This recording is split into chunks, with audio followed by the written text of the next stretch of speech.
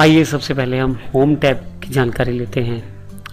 Home tab में काफ़ी सारे ग्रुप्स हैं जैसे कि क्लिपबोर्ड, फ़ॉन्ट, पैराग्राफ, स्टाइल्स और एडिटिंग के लिए। सबसे पहले हम फ़ॉन्ट ग्रुप की जानकारी लेते हैं। वर्ड में कुछ भी करने के लिए आपको सबसे पहले उस पार्ट को सिलेक्ट करना ज़रूरी है जिस पार्ट में आपको कार्य करना है। सिलेक्ट करने के लिए माउस के लेफ़्ट क्लिक को उस जगह क्लिक कीजिए जहाँ से आप सिलेक्शन शुरू करना चाहते हैं। लेफ़्ट क्लिक दबा के जिस दिशा में आप घुमाएंगे उस दिशा में माउस अक्षरों को सिलेक्ट कर लेगा। आप चाहें तो बीच में से भी सिलेक्ट कर सकते हैं, आप चाहे तो अक्षर के साथ, चाहे तो 2 लाइनें या जितना भी आप चाहते हैं उस हिसाब से आप सिलेक्शन कर सकते हैं। सिलेक्शन के लिए आप कीबोर्ड का प्रयोग भी कर सकते हैं। उसके लिए आप शिफ्ट की दबा के रखें। आप जिस तरफ कीज़ को दबाएंगे, मान लीजिए आपने राइट साइड सिलेक्शन करना है तो लेफ़्ट साइड क्लिक कर लीजिए, शिफ्ट का बटन दबा के रखिए और राइट साइड वाले बटन को दबाइए जिससे कि आपका टेक्स्ट सिलेक्ट हो जाए। पहले फ़ॉन्ट ऑप्शंस की जानकारी लेते हैं। जिस टेक्स्ट के ऊपर फ़ॉन्ट को सेट करना है उसको आप सिलेक्ट कर लीजिए।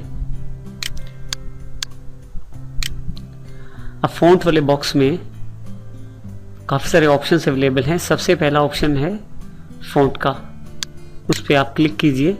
बिल्कुल राइट साइड पे छोटा सा बटन जिसका है, जैसे ही आप उस पर क्लिक करेंगे काफ़ी सारे फ़ॉन्ट आपके सामने आ जाएंगे। आप ध्यान से देखिए तो जैसे जैसे मैं फ़ॉन्ट सेलेक्ट कर रहा हूँ वैसे वैसे जो आपने सिलेक्शन किया था टेक्स्ट को उसमें भी उसी फ़ॉन्ट को अप्लाई किया जा रहा है। आप चाहें तो स्क्रॉल बार से नीचे आके अपनी मनपसंद फ़ॉन्ट को आप चुन सकते हैं। जिस फ़ॉन्ट को आप चाहते हैं उस पर माउस रख के क्लिक कर दीजिए। दूसरा ऑप्शन इसमें अवेलेबल है फ़ॉन्ट साइज़ के लिए। फ़ॉन्ट साइज़ का मतलब होता है साइज़ को बड़ा या छोटा करने से संबंधित।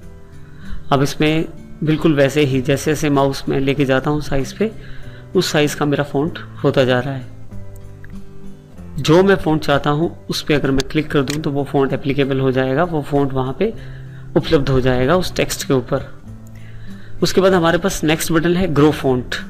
क्लिक करें, जो पार्ट आपका सिलेक्टेड है वो अपने आप बढ़ता चला जाएगा। आप ध्यान से देखें तो यहाँ टेक्स्ट का साइज़ भी बढ़ता जा रहा है। बिल्कुल इसी के साथ जो दूसरा बटन है श्रिंक फ़ॉन्ट का, इसे आप दबाते चले जाएं, प्रेस करें लेफ़्ट क्लिक से तो फ़ॉन्ट साइज़ छोटा होता चला जाएगा। इसका मतलब ये है आप चाहें तो यहाँ से फ़ॉन्ट का सिलेक्शन कर सकते हैं और चाहे तो यहाँ से साइज़ को बड़ा छोटा आप यहाँ से भी कर सकते हैं। इसके बाद जो ऑप्शन है वो है चेंज केस। चेंज केस से हम लोग जो टेक्स्ट हमने सिलेक्ट किया है उसको बड़े अक्षरों या छोटे अक्षरों में चेंज कर सकते हैं। जैसे कि मेरे पास जो टेक्स्ट लिखा हुआ है वो सारा बड़े केस में है, यानी कि अपर केस में है। मैं चाहूँ तो लोअर केस पे क्लिक करके उसे सारा छोटे में बदल सकता हूँ, चाहूँ तो अपर केस पे क्लिक करें और बड़े अक्षरों में बदल लें। सेंटेंस केस का मतलब है पहला अक्षर बड़ा और बाकी सभी छोटे। क्लिक करें, बिल्कुल वैसा ही हो जाएगा। कैपिटलाइज ईच वर्ड का मतलब है अगर आपके पास एक से ज़्यादा वर्ड हैं तो वो पहला अक्षर उनका बड़ा हो जाएगा। जैसे कि आप यहाँ पे कोरल ड्रा वर्ड देखें जिसमें C और D बड़ा हो गया है। इसके अलावा टॉगल केस। टॉगल केस का अर्थ होता है जो अक्षर बड़े हैं उन्हें छोटे कर दिया जाए और जो छोटे हैं उन्हें बड़ा कर दिया जाए। ये देखिए अब C और D और ये जो अक्षर हैं पहले जो कि बड़े अक्षर थे वो सब छोटे कर दिए गए हैं। अगर मैं दोबारा टॉगल केस पे क्लिक करूँ तो फिर से वैसे हो जाएंगे। हमारे पास नेक्स्ट ऑप्शन अवेलेबल है बोल्ड के रूप में। अपने सेलेक्ट किए हुए टेक्स्ट को अगर आप थोड़ा सा मोटा करना चाहते हैं तो B पे क्लिक करें, इससे थोड़ा सा वो बोल्ड यानी कि थोड़े से अक्षर मोटे हो जाएंगे। आप चाहते हैं कि आपके अक्षर इटैलिक यानी कि थोड़े से टेढ़े हो जाए तो इटैलिक पे क्लिक कर दीजिए, उससे आपके अक्षर इटैलिक हो जाएंगे। उसके पश्चात U है यानी कि जिसका मतलब है अंडरलाइन। क्लिक करें और देखें आप जो अक्षर हैं उनके नीचे लाइनें आ गई हैं। नेक्स्ट ऑप्शन है आपका स्ट्राइक थ्रू। स्ट्राइक थ्रू का मतलब है कि जो आपके अक्षर लिखे हैं, टेक्स्ट लिखा हुआ है, उसके ऊपर सेंटर में एक लाइन आ जाएगी, उसको स्ट्राइक कर देगी। आप चाहे तो ये स्ट्राइक ऑन ऑफ कर सकते हैं। इसके पश्चात हमारे पास ऑप्शन जो उपलब्ध है सबस्क्रिप्ट। आप ध्यान से देखिए, जब भी मैं किसी ऑप्शन पे माउस लेके जाता हूँ उसका नाम और साथ में उसका शॉर्टकट की यानी कि आप किसी भी ऑप्शन को चलाना चाहते हैं तो चाहे तो क्लिक कर लें और चाहे उसकी शॉर्टकट की से उसको प्रयोग कर लें।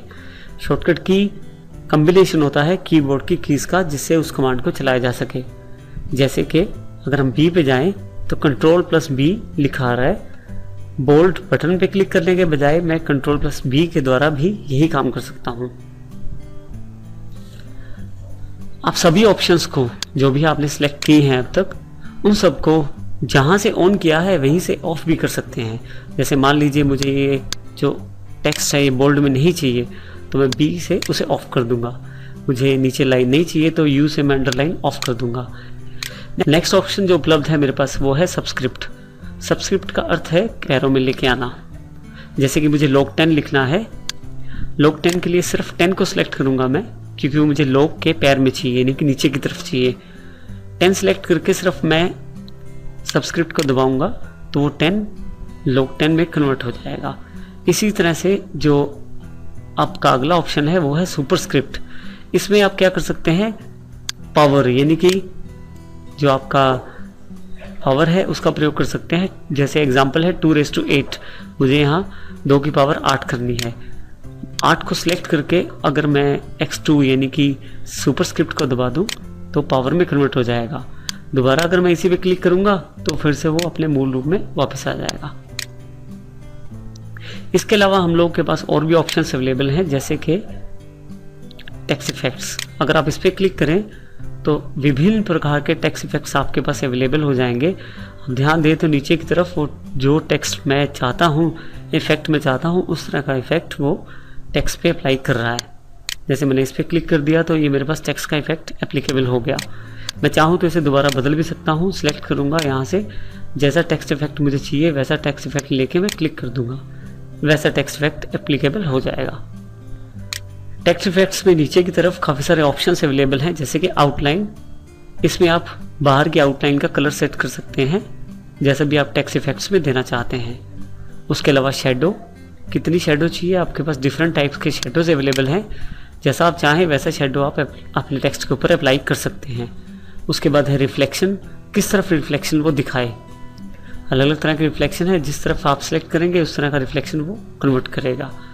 और लास्ट में है ग्लो, कितना ग्लो करना चाहिए अक्षरों को वो आप सिलेक्ट कर सकते हैं और उसका उपयोग ग्लो इफेक्ट से कर सकते हैं।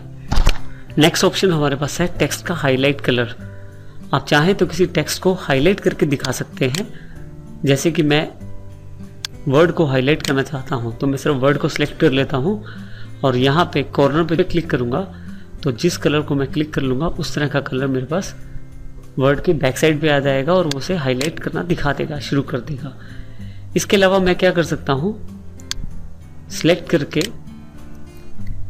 फ़ॉन्ट सुविधा का लाभ भी उठा सकता हूँ। मेरे पास अलग अलग तरह के फ़ॉन्ट के कलर्स अवेलेबल हैं। जिस तरह का फ़ॉन्ट का कलर मुझे चाहिए उस पर मैं क्लिक कर दूंगा तो वैसा फ़ॉन्ट का कलर आ जाएगा। हाईलाइट में एक बात ध्यान रखिएगा कि जब भी हम हाईलाइट करते हैं तो वो सिलेक्शन हटा देता है, तो आपको दोबारा सिलेक्शन करना ज़रूरी हो जाता है जब भी आप उसको हाईलाइट का प्रयोग करें। ये देखिए, जब मैं सिलेक्ट कर लेता हूँ कलर को तो हाईलाइट सिलेक्शन हट जाता है, मुझे दोबारा सिलेक्ट करना पड़ता है और फिर मैं उसका प्रयोग दोबारा कर सकता हूँ। अगर आप किसी भी तरह का सिलेक्शन या किसी भी तरह का हाईलाइट नहीं चाहते तो यहाँ सबसे नीचे एक ऑप्शन है नो कलर, आप इसे क्लिक कर दें तो वो कलर्स ऑफ हो जाएंगे जो हाईलाइट कलर आ रहे थे। इसके अलावा अगर आप फ़ॉन्ट का कलर भी नॉर्मल चाहते हैं तो ऑटोमेटिक पे क्लिक कीजिए, वो नॉर्मल कलर्स में कन्वर्ट हो जाएगा। इन सब कमांड्स के अलावा लास्ट जो कमांड हमारे पास अवेलेबल है वो है क्लियर फॉर्मेटिंग। आपने अभी तक अक्षरों पे जो भी फॉर्मेटिंग की है, अपने टेक्स्ट पे जो भी फॉर्मेटिंग की है, आप उसको हटा सकते हैं केवल क्लियर फॉर्मेटिंग क्लिक करके। जैसे आप इस पर क्लिक करते हैं बिल्कुल नॉर्मल फ़ॉन्ट्स में कन्वर्ट हो जाएंगे आपके अक्षर, जो कि बाय डिफ़ॉल्ट फ़ॉन्ट उस वर्ड में रहे हैं।